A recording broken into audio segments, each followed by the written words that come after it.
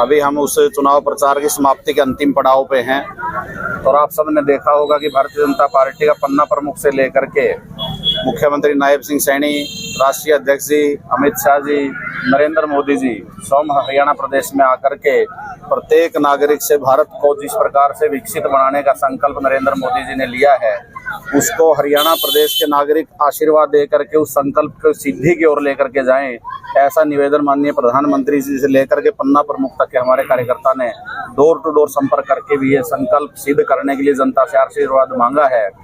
और 151 कार्यक्रम टोटल हरियाणा प्रदेश में, चाहे वो नरेंद्र मोदी जी के 3 कार्यक्रम हो, चाहे वो जेपी नड्डा जी हमारे राष्ट्रीय अध्यक्ष के कार्यक्रम हो, चाहे वो गृह मंत्री जी के हों, रक्षा मंत्री जी के हों, गडकरी जी के हों, 54, 55, 58 कार्यक्रम मुख्यमंत्री जी के, 44 कार्यक्रम पूर्व मुख्यमंत्री मनोहर लाल जी सहित अनेक प्रदेश के मंत्रियों को जोड़े तो हजारों कार्यक्रम और लाखों कार्यक्रम इसलिए कह सकता हूं क्योंकि भारतीय जनता पार्टी का बूथ तक का कार्यकर्ता इस अभियान में जुटा है। और निश्चित रूप से हरियाणा प्रदेश 10 के 10 कमल खिला करके लोकसभा में नरेंद्र मोदी जी को तीसरी बार प्रधानमंत्री बनाने में हरियाणा अपनी भूमिका निभाने वाला है।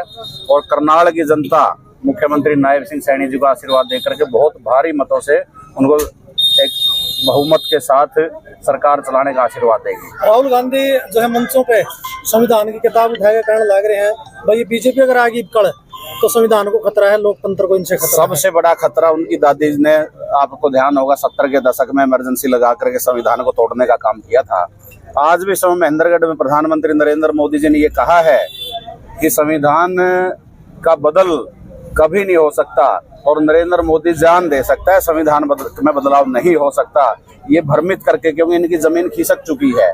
आपको ध्यान है 50 के आसपास सीटों पे सिमटे हुए हैं। ये कहते हैं हम सरकार बनाएंगे, हम प्रधानमंत्री बनाएंगे।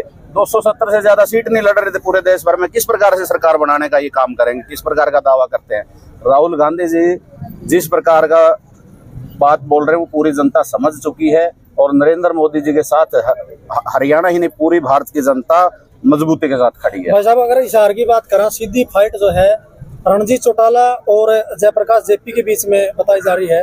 दूसरी तरफ जो चौटाला परिवार से जेजेपी से नैना चौटाला है और जो है आईएनएलडी से सुनैना चौटाला है, तो वो बैकफुट पर नजर आने लग रही है। एक समूह होया करता है, दौर होया करता यहाँ, खासतौर पर जो हिसार की सीट थी वो चौटाला जो परिवार है, खासतौर पे जो दुष्यंत चौटाला की बात करा, आईएनएलडी की बात करा, उनका रुतबा रहा है, लेकिन अब की बार वो चीज देखने को नहीं मिल रही। देखिए चरणजीत सिंह जी आप सब भी मिले होंगे, बहुत ही सज्जन व्यक्ति हैं, बहुत शरीफ व्यक्ति हैं और ईमानदार व्यक्ति हैं। और नरेंद्र मोदी जी का आशीर्वाद लेकर के और मुख्यमंत्री नायब सिंह सैनी जी का सहयोग लेकर के जिस प्रकार से उन्होंने कैंपेन चलाई है और बिल्कुल एक नौजवान की तरह उन्होंने पूरा चुनाव लड़ा है और निश्चित रूप से हिसार की जनता ने उनको आशीर्वाद देने का काम किया है।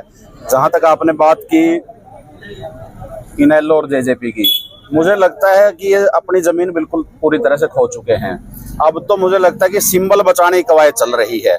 जिस प्रकार ये भ्रमित अनेक इनके कार्यकर्ता पूरी भ्रम की स्थिति में हैं, मुझे लगता है अगर ये सिंबल बचा पाए अपना, और मुझे लगता नहीं है कि बचा पाएंगे क्योंकि जनता इनके पूरी तरह से खिलाफ है।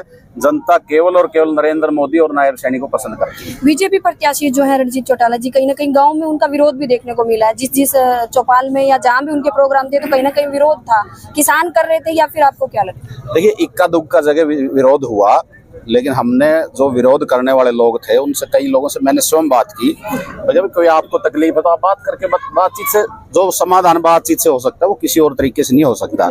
और लोकतंत्र है, लोकतंत्र में मत का अधिकार है। आप सबको विरोध करना है तो आप उस पार्टी को मत दो, लेकिन इस प्रकार की बात उन्होंने स्वीकार की।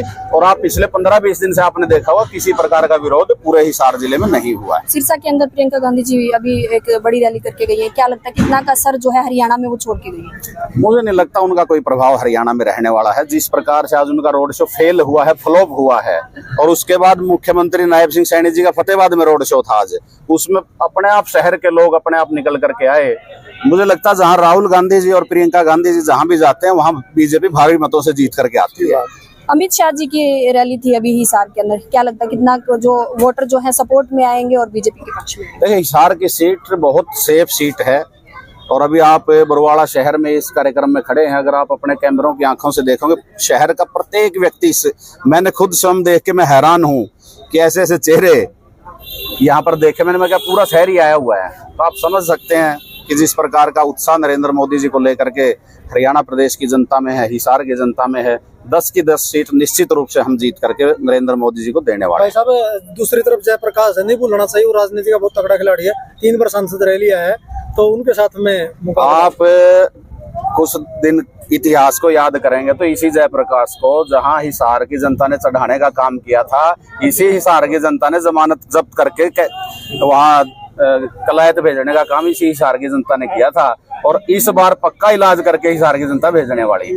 अंत में जो मतदाता उनको क्या अपील करना चाहेंगे? देखिए, मेरा हरियाणा प्रदेश की पूरी प्रत्येक व्यक्ति जो फर्स्ट टाइम वोटर से लेकर के हमारे 80, 85, 90 साल तक के बुजुर्ग जो हैं, उन सब से निवेदन है, नरेंद्र मोदी जी हमारी आने वाली पीढ़ियों के भविष्य को सुरक्षित करने के लिए दिन रात मेहनत कर रहे हैं, और ऐसे व्यक्ति का साथ अगर जनता देती है तो निश्चित रूप से आने वाली पीढ़ियां सुरक्षित रहेंगी। जो उन्होंने संकल्प लिया है विकसित भारत, विकसित हरियाणा, और जब तक नागरिक बढ़ चढ़ करके उसमें भाग नहीं लेंगे, 100% मतदान करके उनको आशीर्वाद देने का काम करेंगे, और कमल के सामने वाला बटन दबा करके अगर मजबूती से यह जनता नरेंद्र मोदी जी के साथ खड़ी होगी तो 2047 में जिस प्रकार से उन्होंने संकल्प लिया विकसित भारत का, वो निश्चित रूप से संकल्प की सिद्धि होगी। और आपने देखा होगा आज पूरी दुनिया में भारत का डंका बजता है। एक समय ऐसा था नरेंद्र मोदी जी से पहले कि दुनिया बोलती थी और भारत सुनता था। आज नरेंद्र मोदी जी के कारण भारत बोलता है तो पूरी दुनिया सुनती है। ये बदलाव नरेंद्र मोदी जी। आपकी पार्टी जो है 400 पार, अब की बार 400 पार का नारा लगाने लग रहे हैं। लोकतंत्रात्मक प्रणाली के अंदर मजबूत विपक्ष का होना भी जरूरी है। अगर ऐसी सिचुएशन बनती है तो फिर विपक्ष मजबूत नहीं बचेगा तो फिर देखिए, इसमें विपक्ष के पास मुद्दे नहीं है, विपक्ष के पास कोई नीति नहीं है, विपक्ष की कोई नीयत सही नहीं है, तो जनता का विश्वास विपक्ष खो चुका है, इसलिए उनकी इतनी कमजोर स्थिति है। हम तो चाहते हैं कि मजबूत विपक्ष हो और अपनी भूमिका निभाए, लेकिन 2019 के चुनाव में आपने देखा होगा जनता ने विपक्षी नेता बनाने के लायक भी कांग्रेस को नहीं छोड़ा। उनकी सीटें इतनी कम आई कि गठबंधन करके विपक्ष का नेता बना पाए। इसलिए वो जनता का विश्वास पहले हासिल करें अपने। अब आप सोचिए, विरासत टैक्स के बारे में जो बात की उन्होंने अपने घोषणा पत्र में, क्या ये उचित है? क्या ये जनता के हित में है? धर्म के आधार पर आरक्षण देना क्या जनता के हित में है?